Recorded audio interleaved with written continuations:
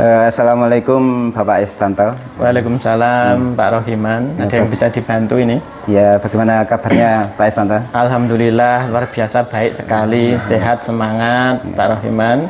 Alhamdulillah bulan Ramadan penuh berkah ini semoga kita semua diberi kesehatan ya Pak Is ya. Amin, sama-sama Pak Rohiman. Pak Rohiman juga sehat guys. Alhamdulillah. Mohon maaf Pak Istanto, ini saya sedikit mohon waktunya untuk wawancara terkait dengan tugas saya selaku calon guru penggerak yang ada di Kabupaten Wonogiri Angkatan 7 ini. Ada tugas untuk mewawancarai beberapa kepala sekolah terkait dengan pengambilan keputusan yang berhubungan dengan masalah dilema etika dan bujukan moral. Oh iya, siap Pak Rohiman. Ya, terima kasih Pak sebelumnya ya. Mohon maaf nanti apabila ada mungkin kata saya yang kurang berkenan Pak Is sebelumnya. Begini Pak Istanto, kita kan sudah tahu ya ada ketika kepala sekolah itu mengambil keputusan itu terkadang ada masalah, kemudian ketika akan mengambil keputusan itu ada dilema etika ya. Mungkin keputusan itu ada yang benar salah dan juga ada bujukan moral ya antara benar dan salah. Dan salah satu beberapa paradigma dilema etika itu adalah bahwa ada pertama itu individu dengan kelompok ya. Bagaimana membuat pilihan antara apa yang benar atau salah dari seorang berhadapan dengan kelompok itu. Kemudian ada rasa keadilan lawan rasa kasihan, BTPS. Kemudian ada kebenaran lawan kesetiaan dan juga antara kepentingan jangka pendek melawan jangka panjang itu ya Pak Is. Kemudian yang akan saya tanyakan Pak Istanto, yang pertama selama ini bagaimana Bapak ketika mengidentifikasi kasus-kasus yang merupakan dilema etika maupun bujukan moral begitu Bapak Is? Iya. Jadi seperti ini Pak Rohiman yang sudah kami laksanakan di SDIT Nurul Iman Purantoro untuk mengidentifikasi apakah itu dilema moral atau dilema etika, maka kita mencoba untuk merumuskan terlebih dahulu. Kalau dilema etika itu kan berkaitan dengan unsur-unsur aturan, prosedural, langkah-langkah, kebijakan-kebijakan yang itu berkesinambungan dengan aturan-aturan sekolah yang ada di sini. Kebijakan-kebijakan yang ada di sekolah ini, program-program yang ada di sekolah ini. Sedangkan kaitannya dengan kebijakan moral atau dilema moral itu lebih ke arah perasaan, rasa belas kasih, kebijaksanaan kita, tanggung jawab, amanah, dan perasaan-perasaan lain yang berkecamuk kan seperti itu. Kaitannya dengan itu cara kami mengidentifikasi ya, seperti itu. Baik, kemudian apabila boleh tahu Pak Istanto, misalnya contoh kasus katakanlah di sekolah ini SDIT Nurul Iman ya Pak? Siap. Misalnya ada contoh kasus misalnya seperti apa Pak contoh kasusnya? Kan karena di sini sekolah swasta ya Pak. Karena sekolah swasta, anak-anak kita tempatnya jauh-jauh bahkan lintas kecamatan, sering bermunculan kasus yang berkaitan dengan faktor ekonomi. Salah satunya yaitu yang saat ini ada bahwasanya ada satu keluarga yang putranya semuanya disekolahkan di sini. Namun keluarga ini memiliki kekurangan di ekonomi. Ada anaknya yang sudah lulus di sini, namun masih memiliki tanggungan-tanggungan. Karena faktor ekonomi, anaknya banyak, anaknya itu ada 8 Pak. Putranya ada 8, yang bekerja hanya ayahnya. Itu juga serabutan seperti itu, tapi semangat untuk menyekolahkan sangat luar biasa tinggi. Sehingga dalam hal ini muncul satu masalah ketika ada kakaknya yang ada di sini itu sudah ada 4, sudah 5, bahkan 5, ada 5, yang 2 sudah alumni. Itu pun juga masih punya tanggungan, karena di sini kan tidak hanya uang SPP, ada uang transport karena lokasinya jauh tadi setiap hari antar jemput dan sebagainya, ada uang makan, minum, snack dan sebagainya. Ketika menumpuk jumlahnya fantastis puluhan juta seperti itu. Nah, di tahun ajaran baru ini itu adiknya yang ke-6 itu didaftarkan lagi masuk SDIT. Nah, ini kan membutuhkan satu kebijakan dan menjadi dilema dari sekolahan, apakah kita terima atau tidak kita terima, seperti itu Pak Rahim. Kemudian juga timbul pertanyaan begini Pak, ketika ada masa seperti tadi, Bapak ketika menjalankan pengambilan keputusan di sekolah, di mana kasus-kasus itu ada kepentingan yang benar dan salah, itu bagaimana Pak?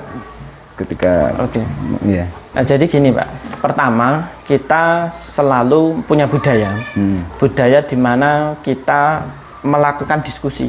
Yaitu diskusi pertama itu kita lakukan dengan wakil koordinator, ketua bidang. Jadi di SJIT 05 ada koordinator bidang. Karena jadi kita belum istilahnya bersama dengan seluruh guru. Kita secara intern karena ini berkaitan dengan istilahnya harga diri ya dari sebuah keluarga. Iya betul. Jadi kita mencoba untuk supaya tidak terflor keluar banyak dengan seluruh koordinator tadi kita diskusikan melihat dari kasus yang sudah muncul bagaimana pertimbangan-pertimbangan kita untuk mengambil satu kebijakan. Apakah ini kita terima atau tidak. Lalu kita tentukan lagi sesuai dengan tata aturan yang ada di sini maupun tata peraturan dari kedinasan. Salah atau benar. Jadi kita lebih mengedepankan diskusi dengan guru-guru yang ada di sini untuk menentukan ranah apakah itu salah atau benar melalui diskusi dan kita fasilitasi seperti itu Pak. Jadi masing-masing koordinator nanti akan menyampaikan gagasannya seperti itu. Mungkin kalau juga bisa lebih tahu, saya ingin mengeksplor bagaimana prosedur lanjutan dari langkah-langkah pengambil keputusan ini. Oke, jadi dari pertemuan diskusi tadi itu kan kita menghadirkan dari TU membawa data-datanya, dari kesiswaan menyampaikan data, bagaimana anak-anak sekolah di sini semangat atau tidak, atau mungkin tidak ada semangat dan lain sebagainya, ada perkembangan atau tidak, terus dari kurikulum bagaimana nilai-nilainya dan lain sebagainya seperti itu. Terus setelah itu kita temukan nih, oh ternyata anaknya ketika di sini semangat, oh ternyata dari pembayaran meskipun ada keterlambatan yang cukup fantastis, tapi orang tuanya itu kooperatif.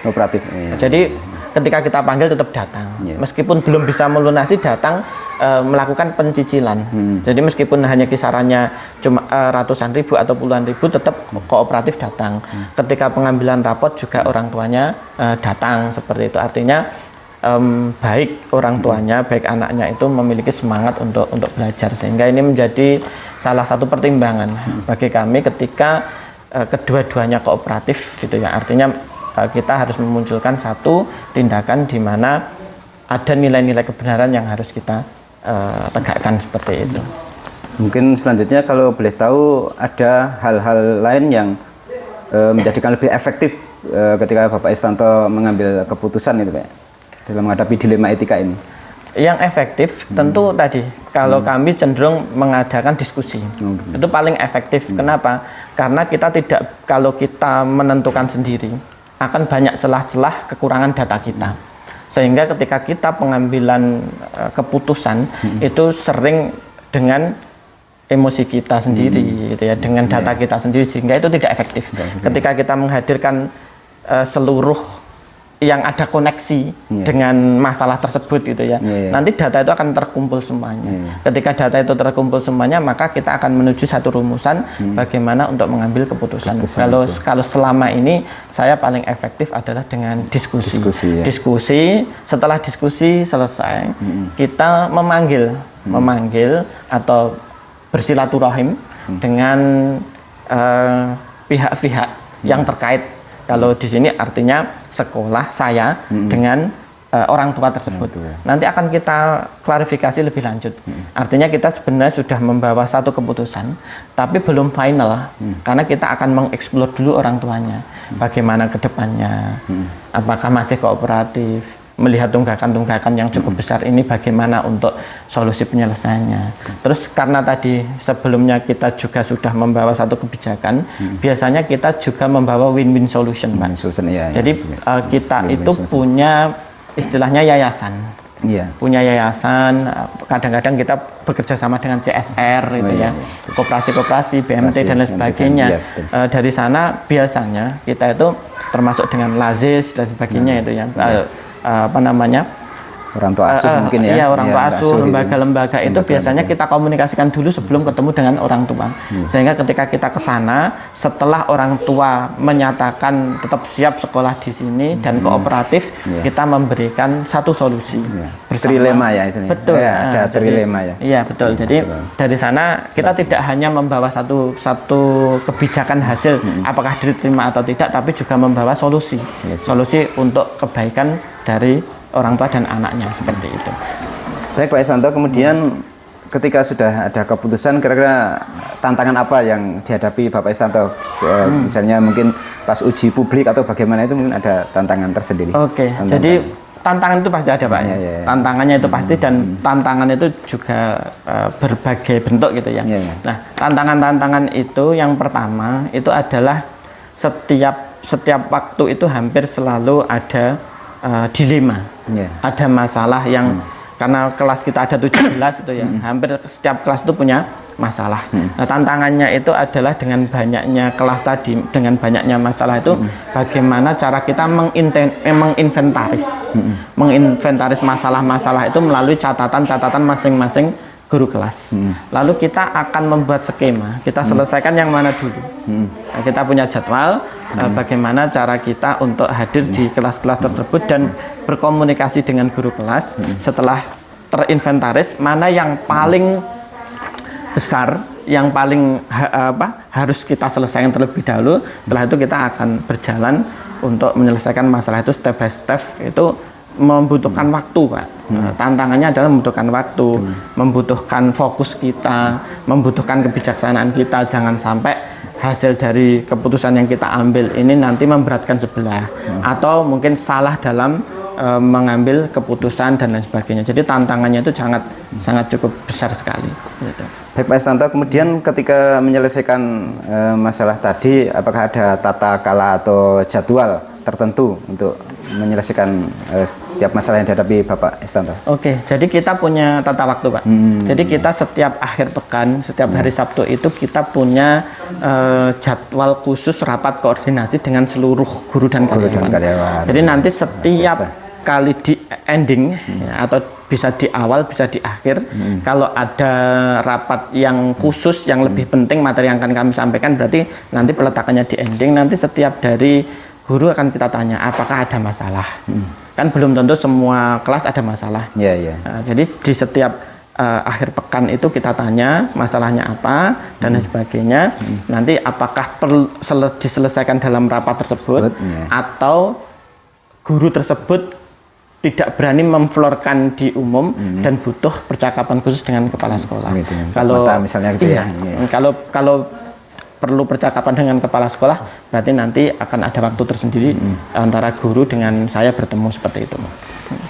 Baik Pak Isnanto, untuk selama ini di SDIT, misalnya ketika akan menyelesaikan masalah, apakah ada orang atau faktor-faktor yang sangat membantu ketika Pak Isnanto mengambil keputusan untuk menyelesaikan masalah dilema etika ini, Pak? Iya, tentu ada, Pak. Jadi karena kita di sini tadi saya sampaikan kekeluargaan kita dan lain sebagainya itu, sehingga sangat musyawarah ya Pak, musyawarah. Jadi kita selalu mengedepankan musyawarah dan mufakat, sehingga dari sana itu nanti akan ketemu nih hasil terakhir dari keputusan yang akan kita ambil itu seperti apa. Jadi kita, kalau saya punya satu budaya, saya tidak menyelesaikan masalah itu secara pribadi, akan selalu saya komunikasikan. Dan setiap guru yang ada di SDIT itu semuanya memiliki kompetensi untuk ikut membantu. Sehingga ketika terjadi satu masalah, guru yang lain itu juga harus tahu. Dan ketika ada yang tanya, mereka bisa menjawab dengan bijaksana. Seperti itu. Itu mungkin kalau misalnya ada komite, yayasan, bagaimana mungkin pelibatannya? Iya, jadi nanti ketika biasanya kami ada pertemuan dengan yayasan dan komite. Nah, dari sana nanti kita akan membacakan masalah-masalah itu yang sudah terakumulasi, atau bisa jadi ada masalah yang tidak bisa diselesaikan di SDIT, yang membutuhkan yang tidak bisa diselesaikan oleh Bapak Ibu guru dengan kepala sekolah, yang karena mungkin masalahnya lebih besar terkait lembaga, antar lembaga dan lain sebagainya. Dengan dinas bagaimana misalnya? Dinas, karena dinas kan biasanya juga ada kunjungan rutin dan sebagainya, sehingga dari sana kami selalu menyampaikan masalah-masalah yang muncul seperti itu.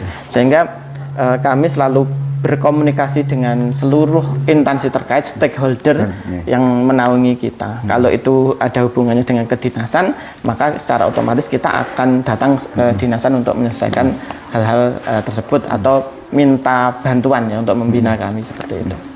Baik, ini mungkin pertanyaan terakhir ya Pak Istanto. Dari semua hal yang mungkin telah disampaikan, kira-kira mungkin bisa saya ambil pelajaran dari pengambil keputusan yang masalah dilema etika itu mungkin bisa untuk sebagai penutup gitu Pak Istanto. Siap.